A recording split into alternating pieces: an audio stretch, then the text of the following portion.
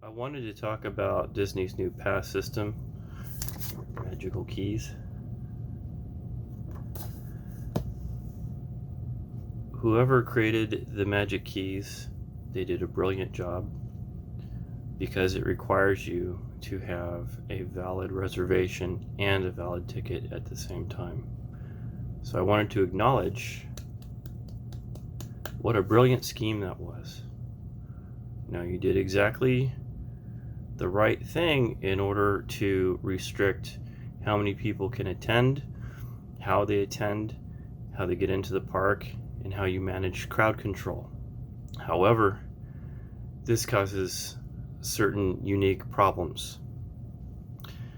It means that if you don't have a valid reservation, a lot of things are off limits to you. So I'm advising, don't get it. Save your money. Don't get the key.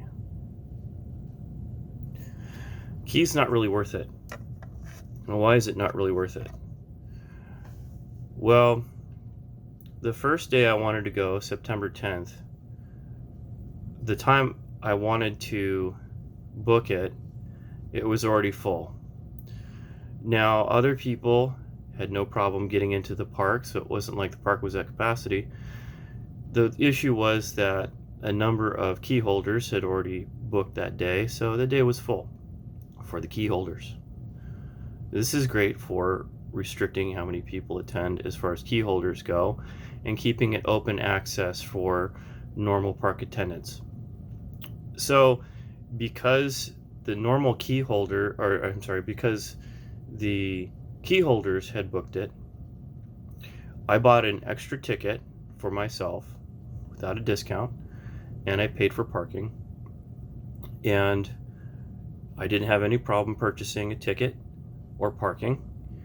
So that proved that the key really wasn't that useful. During that day, my discount on my Magic Key was not active because I did not have a valid reservation. So this is one of several points that even if you have a key and you have to buy an additional ticket, you won't get your discount. Now, this may not be totally accurate because I don't know about linking the tickets at this moment.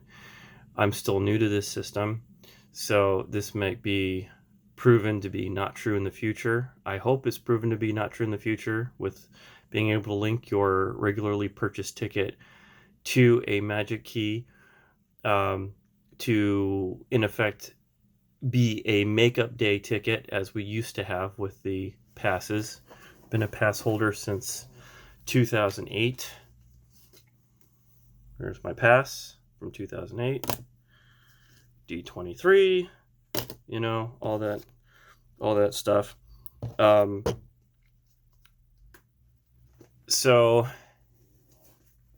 it's a good idea to restrict how many people are flooding the park, but in effect, what you're doing is you're creating a problem for usage. Another point is we used to go to the NAMM show, and now I know you don't like it when you go to the NAMM show and you use your annual pass to get free parking for the day. But, it's a trick that we used to do, and everyone I could think of probably did the same thing, using the Toy Story parking lot to get basically free parking for the day at the NAMM show, which was across the street. It sort of brings a new twist having to have a reservation in that you can't just show up and use your key to get parking. So let's say you want to do shopping at the Lego store. Let's say there's a new Lego kit that you want to buy. Or let's say you want to visit the movie theater. Well, you're going to have to validate your parking, or you're going to have to pay full price for parking. It doesn't make too much sense to me. I'd want to be able to come, park, do my thing, do shopping, whatever, buying clothes, You won't find this. This hasn't existed since 2011. So, no. Um, Parking's restricted because you have to have a valid registration. Park entry is restricted. Your discount is restricted. So if you have a makeup day, you buy your own ticket, you're going to have a manager's override, which we got that day. We had to use a manager's override to make a purchase. The discount is still not transferable, so that's no change there. So your discount is kind of difficult. And if you're buying food and you're trying to complete your purchase, you don't have a valid reservation, so you can't really purchase your food now because of the mobile order system, which I was hearing in the park yesterday. All kinds of people complaining about the reservation system. I'll talk about that in a second. So you can't complete your online food orders without a valid reservation, which is kind of ridiculous, especially for walk-in food places. I don't understand that. So it's this additional hoop that you have to jump through in order to get anything accomplished. Now, their food is based on mobile orders now, which is horrible. They at the Golden Horseshoe backstage cafe, whatever, backstage. There are 4 openings, and they had 3 of them for mobile orders and 1 for walk-in orders. Well, why would you need 3 for mobile if it's mobile? You only need 1. So they've gotten this whole thing twisted backwards. It should be 1 opening for mobile orders because you're in and out, and it should be the other 3 for walk-in orders. The mobile order tells you to order in your time window, which is approximately an hour. Why would I go on a mobile order fish and chips, which takes 5 minutes to complete, and tell me to come back in an hour to pick it up? No, that's completely wrong. If you want to schedule your order, fine. Whatever. Send a text message back to people that the order is complete. I'm not waiting an hour to pick up fish and chips in a line that took less than 5 minutes to complete. The corn dog cart also is mobile order only now, which is horrendous. Why would you have to have mobile orders for corn dogs? Now, I understand if you're trying to get rid of cash and carry, if the cast members have not been so forthcoming with putting cash in the drawer, or if you're not paying people enough so they're actually lifting cash out of the drawer and you have a problem with that, that's your business. That's not mine. But this whole idea that everything has to be a mobile order is horrible. That means that you have to have a phone to complete anything at the park. You're assuming that everyone has mobile technology and they're ready to go, and the person that has a valid reservation is doing all the ordering. I think this is completely flawed. How can you have a theme park operate around this concept that everything has to be ordered and everything has to be reserved, and you essentially have to have fast passes for everything? Folks, we don't know when we get hungry. We just get hungry. And when we're hungry, we want food. And we want to eat. We want to get our food. We want to get out. We want to sit down. We want to eat. You know why? Because every goddamn thing at Disneyland is a line. Why are you making us wait in an invisible line to get our food, to wait in another line to pick up our food, to wait in a line to find a table, to wait for the table, to sit down and eat? Let's just do it. It's getting really, really sketchy. So I also want to touch off on the fact that everything that you want to do is going to be a special event ticket anyway. So why spend the money on a pass when everything you want to do, the Christmas party's a separate ticket, the parking for that's a separate ticket, Halloween's a separate ticket. Parking for Halloween is a separate ticket. Um, Everything you want to do is a separate ticket anyway. So what the hell is a pass going to do for you? Nothing. It's extra money that you're taking out of your pocket to reserve days that you can't go to because they're already booked up. Oh, and by the way, if you want to go to Christmas or if you want to go to Disneyland during Christmas time, you're going to have to check your phone every single day for canceled reservations because Christmas it's booking up and then it's opening up and then it's booking up and then it's opening up. So unless you want to open up more applicable reservation spots, this system's not working. What I would advise, my thing, since you want to do park hopping after 1, which it worked yesterday, even though the Halloween party was yesterday. That's fine. I not worried about that. What I would recommend as a path forward, if you're coming to the park before it opens early in the morning, you need a valid reservation. After 1 p.m., you are not required to have a reservation anymore. That would be my fix. So all the people that want to come at night, all the pass holders at night that want to come, because nighttime at Disneyland is beautiful. We love it at nighttime.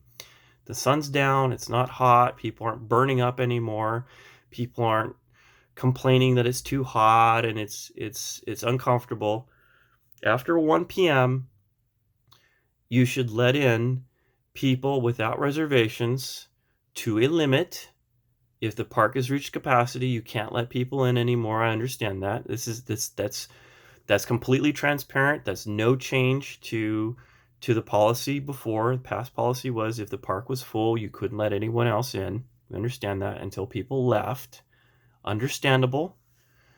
So what I would plead with you, whoever's coming up with these systems and policies, is that after 1 p.m., the reservation drops and you let people come in attendance as they see fit to a limit, and perhaps you can check the app and the app could tell you if it's a good time to go or if it's a bad time to go because the park has reached capacity. Just like isitpacked.com that tells you if the theme park is overcrowded. One more point, when you open the app, you get this dashboard with all these make reservations, make hotel reservations, buy theme park tickets. If you're already, and that's fine, but once you log into the app, it should not go to that screen anymore. It should go straight to your dashboard. It should go straight to your tickets, your passes, your reservations, your food orders. It should go straight to your dashboard. I shouldn't have to be flipping back and forth, hitting the 3 little bars, constantly trying to see where my ticket is and where my parking is, constantly going back and forth between my pass, trying to get my pass for my discount, trying to get in there to get my pass up so that I can get a discount so I can buy something. It's thoroughly frustrating. Once you're logged in, it should go straight to your dashboard. None of this in your face. Let's do, scrolling up and down garbage. No, it should go straight to your dashboard. Easy. Okay. Now, this thing wasn't built for people that can't handle technology. I can't handle technology. It's too complicated. Okay. It should be simple. Overall message is buy the standard tickets. I don't endorse Magic Keys. The Magic Key spots, it's okay. So it's an air-conditioned room with a photo op, one food cart. No, I'm sorry, that's not correct. Two carts in an L, and cold drinks, and they didn't even have the popcorn bucket for sale. They had a display case with some things in it, but they didn't actually have those things. So why have it on display if you don't actually have it? If you have it on display, it should be sold. Period. Don't bait and switch. Can't do that. Okay. If I have a mug, you have to have it ready for sale. Sorry, that's the way it works. It's merchandising. You know this better than I do. Air conditioned room, phone charging, photo op. Pick up a map of the Avengers campus. Yeah, you got a pin for me? No. Oh, okay. Bye. Bye.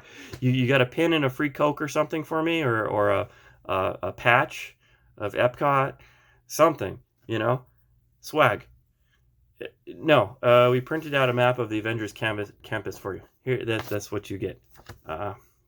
Okay, fine. That's what you want to do. Sorry, it's not for me. That doesn't. I don't get all excited about a map. So your perks are an air conditioned room with phone charging and a map. Okay. Yeah. It's not doing it for me. And I heard that we get to ride the Haunted Mansion after it closes. Well, I didn't exactly take advantage of that. That's extra hours is a nice perk. But aside from that, I think I'm gonna agree with Eeyore's. Save your money for regular tickets. Okay? Save your money. That's me.